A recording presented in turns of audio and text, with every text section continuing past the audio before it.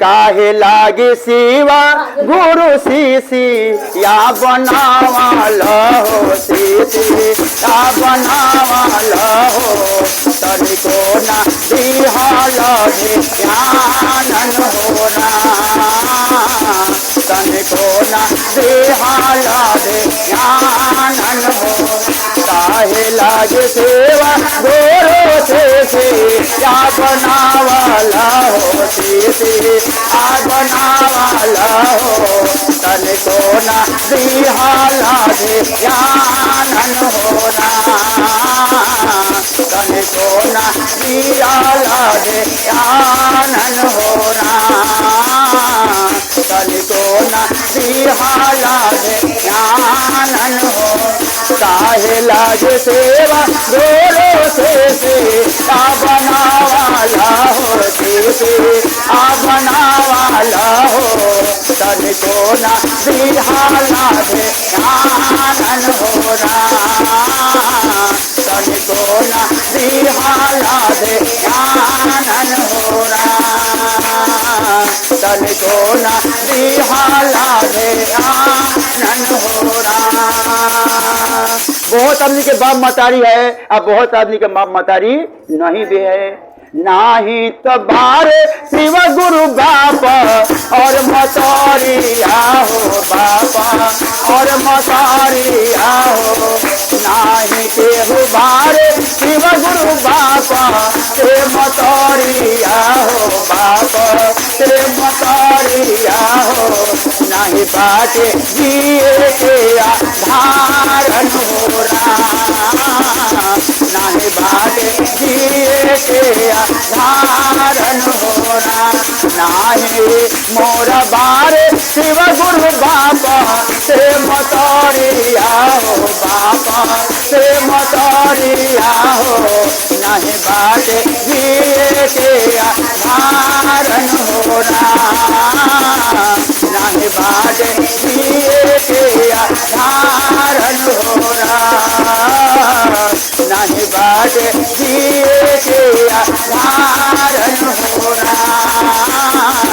नहीं बाटे जिए के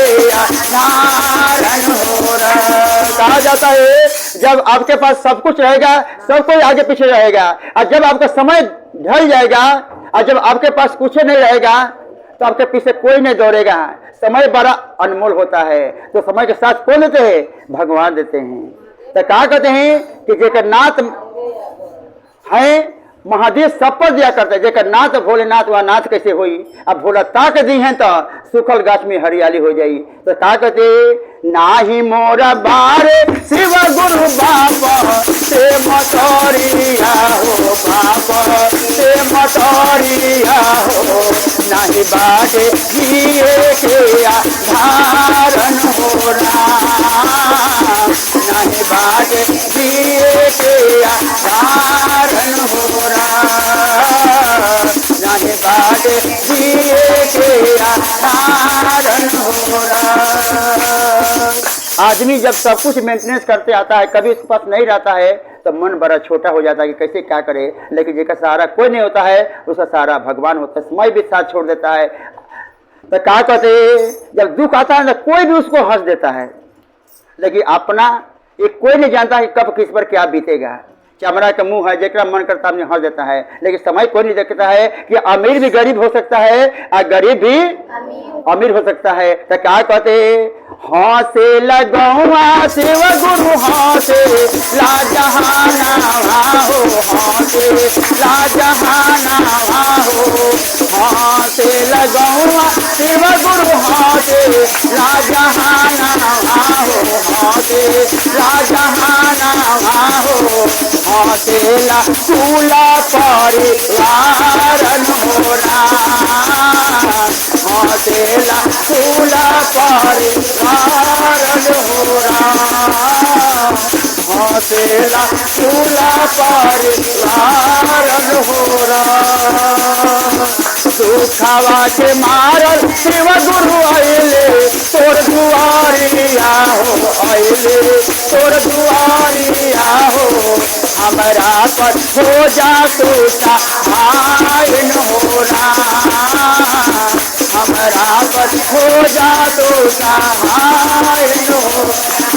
हवा के मारल देव गुरु आएले तोर दुआरिया हो आएले तोर दुआरिया हो हमारा पर हो जा तो आयन हो हमारा पर हो जाना आयन हो तना बचनिया जब सेवा गुरु तू नाले हो सेवा गुरु तू नाले हो